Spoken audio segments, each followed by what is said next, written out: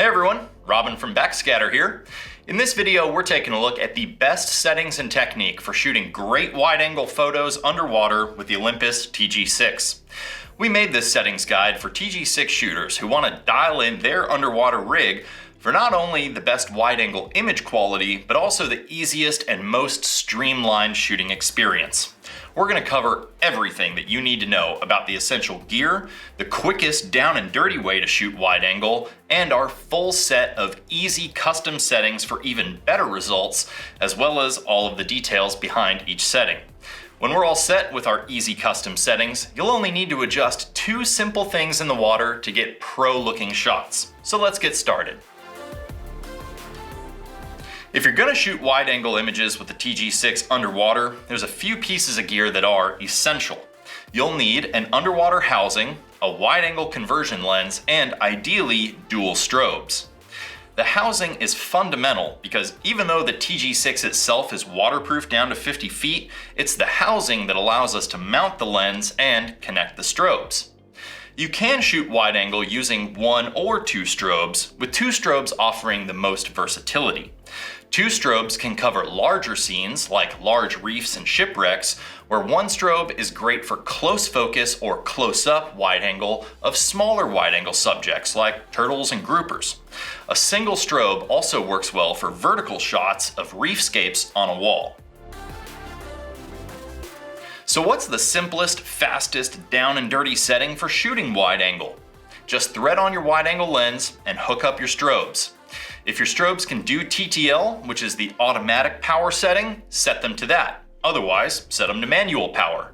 Then you're gonna rotate the camera's mode dial to fish mode and then select the underwater wide preset mode. This mode will apply some basic exposure and color settings that'll produce a better image than just shooting in auto or program mode, and it's actually not that bad for the beginner or your first time out when just getting used to the gear. But here's the thing. Our custom settings are going to achieve everything that this preset mode does, plus way more. So we recommend our custom settings not only for the best image results, but also for the easiest shooting experience underwater. We've broken our settings down into two categories, on the boat and in the water. On the boat settings are the pre-dive set and forget details, while in the water settings are what you may need to adjust or experiment with during the dive. This is going to help us focus on just the important stuff underwater and not waste our time and air on things we can just lock in beforehand. The nice thing about shooting wide angle is that you really only need to worry about two settings on the dive: exposure compensation to adjust your background exposure, and your strobe power and position for your foreground exposure. Everything else is basically set once and never changes. These settings are available to download from the link in the description, so save them, print them, and follow along as we go through them. We also like to keep a copy in our camera bag for a quick reference sheet at any time. Before we get into the settings themselves, let's first break down what we're trying to achieve and what makes a good wide-angle photo. There's basically two main elements to good wide angle.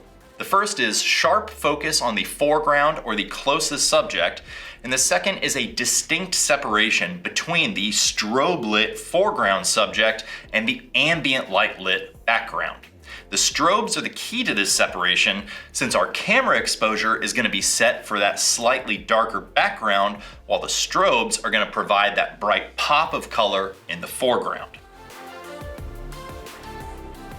The TG-6, just like every other compact camera, does require an externally mounted wide-angle conversion lens for wide-angle photography.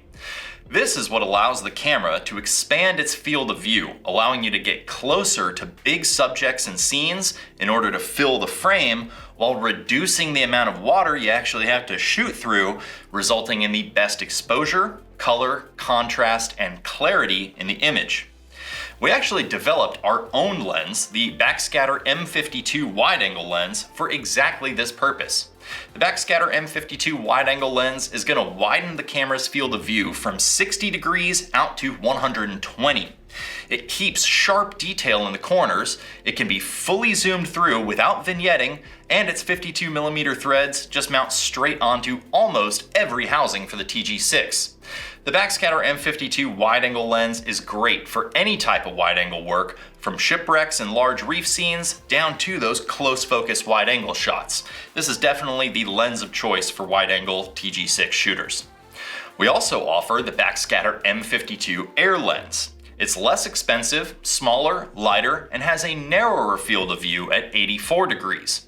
This makes it more suitable for medium-sized wide-angle subjects, but it also has the ability to support full zoom through for tight macro shots for those who want more versatility on their dive without having to switch out lenses. All wide lenses will have to be burped underwater to clear that airspace between the back of the lens and the port of the housing. Once you're safely situated underwater, just unthread your lens, clear any bubbles away, and then rethread the lens back onto the housing. This burping process is something you have to do with every wet lens, and you only have to do it once at the start of each dive, then you're good to go. One cool thing about the Backscatter M52 wide-angle lens is that we offer an additional O-ring that fits below the threads to effectively seal that airspace gap. This means you can pre-burp the lens in a rinse bucket on deck, then seal that water in that space and not have to worry about burping it on the dive. This is really handy when diving on a wall or open water where you really don't want to worry about a potentially disastrous lens fumble. So now, let's get into the actual settings themselves. If you want a clean slate settings-wise to make it easier to follow along during this video, start off by performing a full camera reset. Just bring up the main menu, go to Shooting Menu 1, and then Reset Assign Custom Modes, Reset, and select Full. Then Confirm, and the camera is going to be right back to its out-of-the-box default state. Then we're going to turn on the Live View Boost. This is going to brighten the LCD screen preview image, allowing us to better see what we're shooting and more effectively compose our shots. Go to the main menu, then the custom menu, page B, select Live View Boost, and just set that to on. Next, set the mode dial on the camera to A for aperture priority mode. This is going to be the best mode for shooting wide angle because it offers the most control over the camera's exposure settings, which allows us to really dial in the best results. If we're just shooting in P mode instead of aperture priority, our aperture value would constantly be changing, and then we'd have to try to compensate with strobe power, which would just lead us around in circles. Shooting in aperture priority is the best way to lock in the ideal exposure. Set the aperture value to f2.8 or the middle value. The available aperture values are based on the zoom level of the camera, so if you can't get to f2.8, just make sure you're zoomed out all the way. Experienced photographers might look at us kind of funny for recommending f2.8 when shooting wide angle, but just trust us for now. This is the ideal setting for shooting wide with the TG-6, and we'll go into more of the nerdy details of why this is and how exactly aperture works on this camera in our upcoming advanced settings video. Next, we can set our ISO and our minimum shutter speed. ISO is the camera sensor's degree of light sensitivity, while shutter speed is going to help preserve our dark background and freeze motion on moving subjects. The tricky thing here is that in order for our minimum shutter speed to be active, we must also be in auto ISO mode.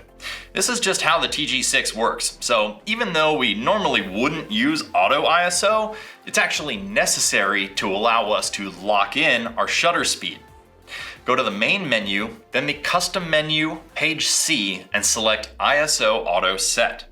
Here we can set the auto ISO range, as well as select a minimum shutter speed that the camera will not drop below. First, we're going to set the ISO range to a minimum of 100 and a maximum of 400. Then go into the shutter speed option and select a minimum value of 1/125. Make sure you hit the OK button and confirm that your setting is locked in, then back out to the main shooting screen, bring up the quick menu, and confirm that the ISO is set to auto. Now the camera is only going to shoot between 100 and 400 ISO and will always have a shutter speed of at least 1/125th, which is fast enough to freeze motion blur on moving subjects and help preserve our dark background. After that, we'll confirm that our white balance setting is set to auto. This is the default setting, so there shouldn't be anything to actually change here. We'll be using our strobes and their white light output to provide accurate color, so auto white balance will be just fine for good wide angle color results. After that, we should set our image file type to RAW or RAW and JPEG.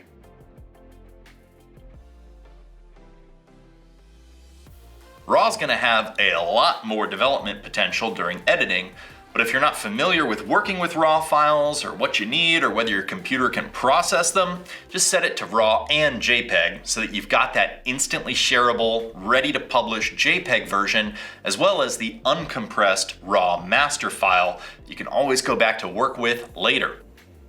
Next, we're going to head down to the focus mode and ensure that that is set to autofocus, which is also a default setting and shouldn't actually need to be changed.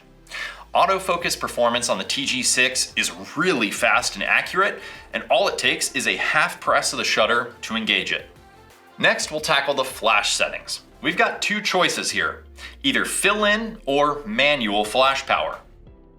Let's take a second and break down each option. The thing to understand is that the built-in flash in the camera is going to control what our external underwater strobe can do. We can either configure the camera flash and the external strobe to fire at an automatic power level called TTL, or we can take more control and fire both of them at a manually set power level. This is also dependent on whether or not your strobe supports TTL, manual, or both. Automatic TTL takes the responsibility of managing your strobe power off your plate, but it doesn't work well in every scene and situation. The advantage of manual power is that it's great for really dialing in the perfect lighting for any scene and situation, but it's going to be up to you to get it there. When shooting with our external strobe set to TTL, we set the camera to fill in flash. When shooting with our external strobes in manual power, we set the camera flash to manual power, specifically its lowest power setting of 1/64th. This is still going to be bright enough to get your strobes to fire while having the benefit of a faster recycle time for faster shooting. For now, you can set the flash option to really either of these. We'll go into more detail about how to decide when to use TTL versus manual power in just a few minutes as we cover the strobe power, and then we'll confirm our choice after figuring out exactly what our strobes are going to have to do. We'll also check and make sure that our frame rate is set to single shot and not any of the continuous shooting modes, since our flash and strobes are going to have a hard time keeping up with continuous shooting in most circumstances. Now, it is possible to take advantage of the continuous shooting modes for fast action scenes, but there's a little more that we have to tweak to be able to do it, so we're going to save that for the upcoming advanced settings video. That's it for our on-the-boat pre-dive settings.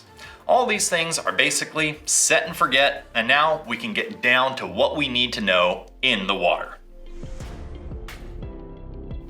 As we said earlier, the two main things we're going to focus on during the dive are exposure compensation for adjusting our blue background exposure and our strobes for adjusting foreground exposure. So let's get into how to perfect that.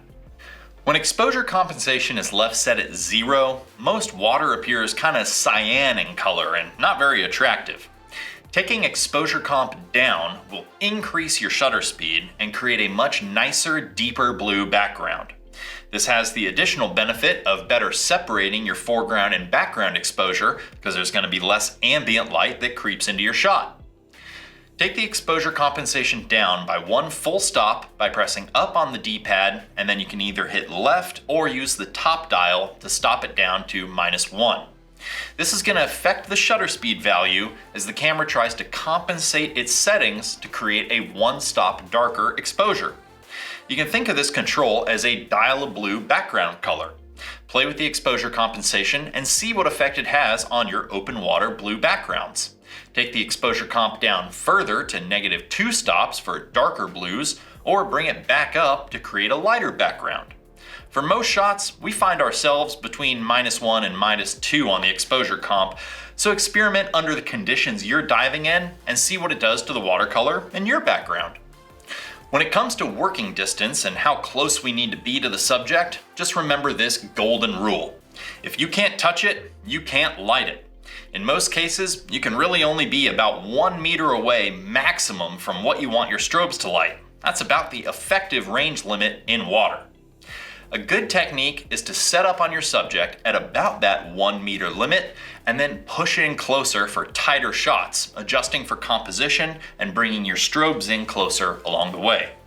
If you've got a cooperative subject or a static scene, try to see how close you can push in. Oftentimes, the closer you are, the more dramatic the shot becomes.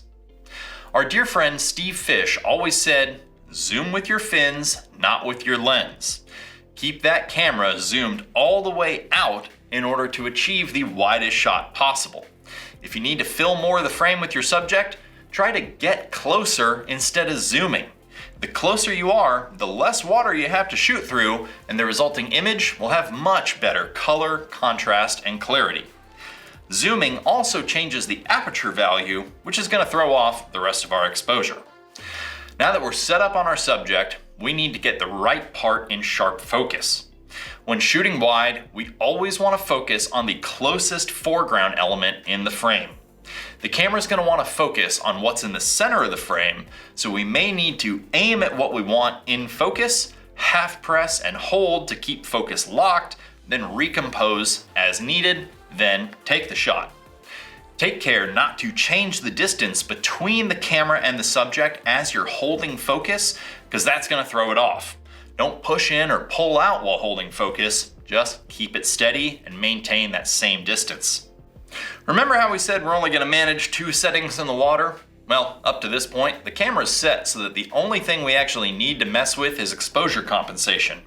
Everything else is locked in. We've covered how to approach the subject and where to focus, so now let's figure out the other thing we said we'd need to manage, your strobes. We're going to go a little deep on this one, so consider this your official camera nerd alert.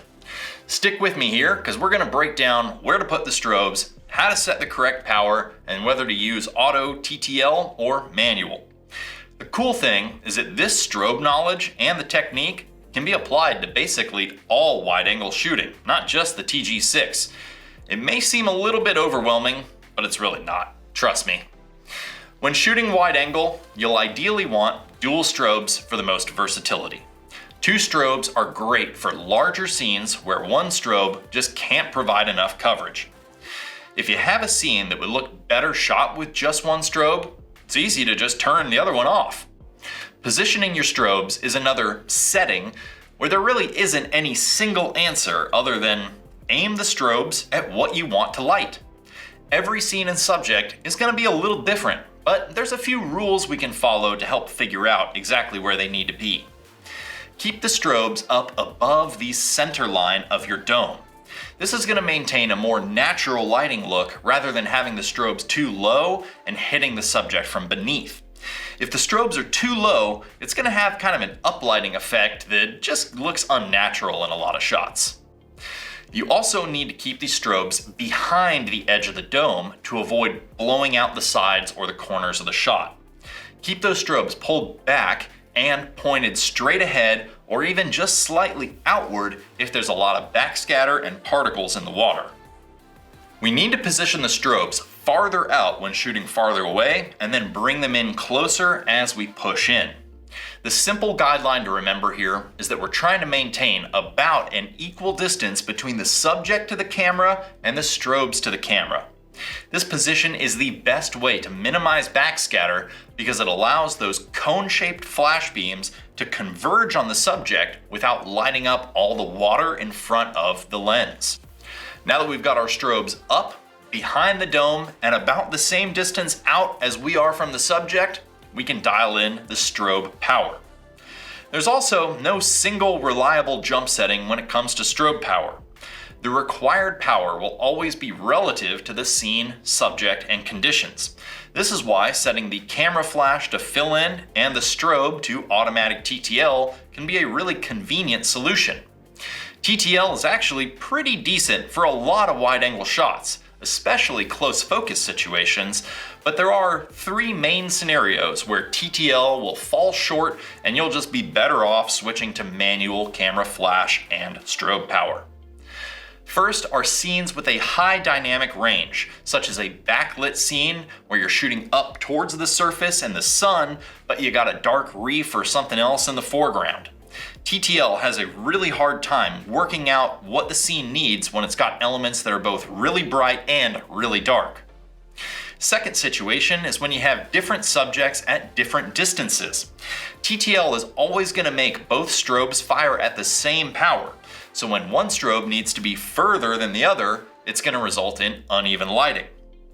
Third, if you have a subject that's out at the very limit of your strobe's range, it's going to be best to just lock those strobes to full power instead of relying on TTL's accuracy. When it is time to switch over and shoot to manual, set the camera flash power to manual mode with a power output of 1/64.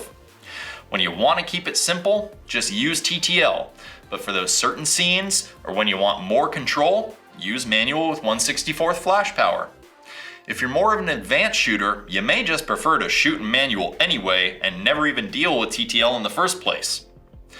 When you do switch over to manual strobe power, there are some guidelines for easily figuring out what power level to use. The amount of power you need is determined by the distance to your subject. You're going to have to turn your strobes up brighter when you're farther away and turn them down as you move in closer. You can easily dial in your strobe brightness by starting at half power, taking a test shot or two, and reviewing them. Just adjust the strobe power one click at a time as you balance between turning them up and spreading them out as you back off, or turning them down and bringing them in closer as you push in. Once you get a good feel for what the results are like, you're going to be able to more accurately judge what any given scene will require before you even set up on it. So that's just about everything you need to know about shooting great wide-angle photos with the TG-6. Set the on-the-boat settings beforehand and then just forget about them. While you're on the dive, only manage those two simple things: your exposure compensation and your strobes. Experiment with the exposure compensation for background exposure and your strobe power and position for foreground exposure. Keep your strobes up above the center line of the dome, facing forward, and pulled back behind the edge of the lens. Get close to your subject, then get closer, and remember to half press and hold while you recompose to focus on the closest element in the frame without changing distance to the subject while you're doing it. Remember to save and keep these settings for quick reference when you need them out in the world, and stay tuned for the rest of the videos in this series where we cover the best settings for just about every way to use the TG-6 underwater. If you have any questions about the settings, the camera, or really anything underwater photo and video, just give us a call or send us an email and we're going to be happy to help you out. Your purchases from Backscatter always include free lifetime tech support from our entire team of underwater photographers that dive, shoot, and service everything we sell. Plus, your support helps us keep making more of these videos. I'm Robin from Backscatter signing off, and happy shooting.